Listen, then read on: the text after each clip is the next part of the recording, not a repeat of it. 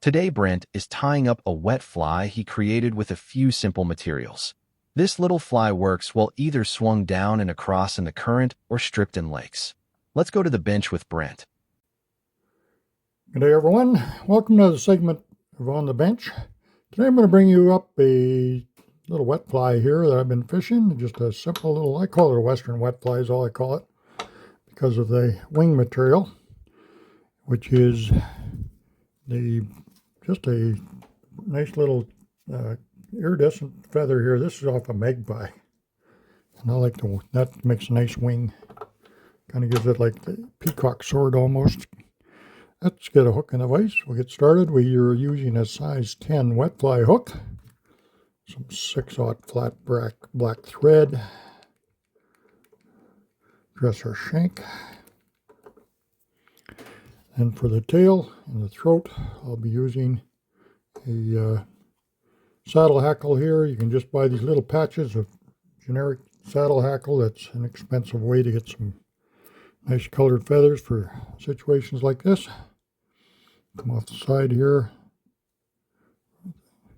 pinch off my hackles fibers for the tail, just above the point of the barb.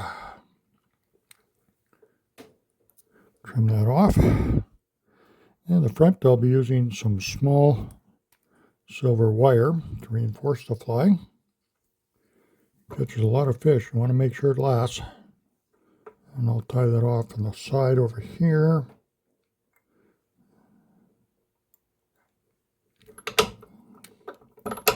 Forward. Grab some mylar. This is actually Semperfli mirror tinsel. Same thing. Tie that on. Wrap that along this side.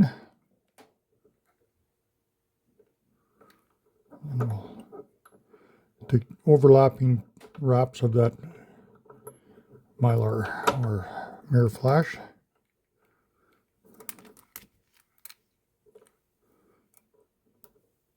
Cut that off. Reverse wrap the bodies.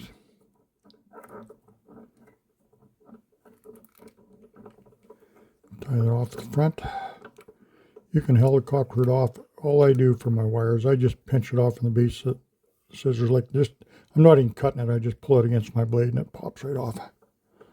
Do not use the end, ever use the tips of your scissors for something like that. You ruin them. Okay, now we need the throat. And the red coloration is very visible. That's why a lot of the English wet flies use red tails for sure. I'll pinch another generous supply off. We want them to the point of the hook. Tie that off. Kind of get it underneath a little bit. Take a soft turn. And then I can, when I get my next turn or so here, it's going to start rolling under.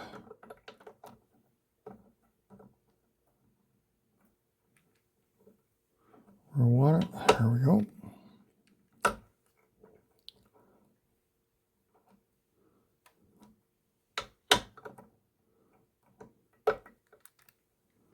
There. So we'll just come in here. I'll grab my magpie feather. That's why I call it the Western wet fly, because magpies are always found out here in the West. See, the fibers want to pull apart on you. That's a problem when you're dealing with feathers.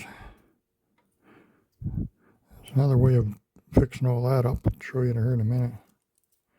You can take some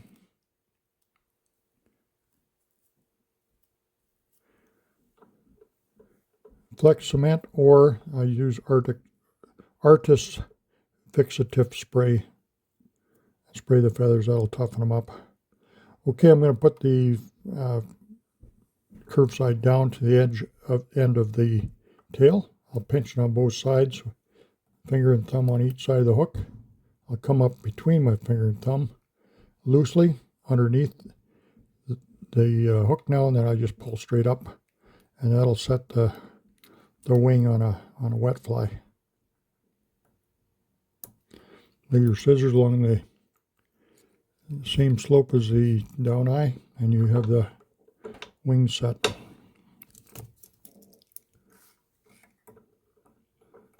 A couple turns of whip finish is good. Then we'll come in with some Solariz bone dry.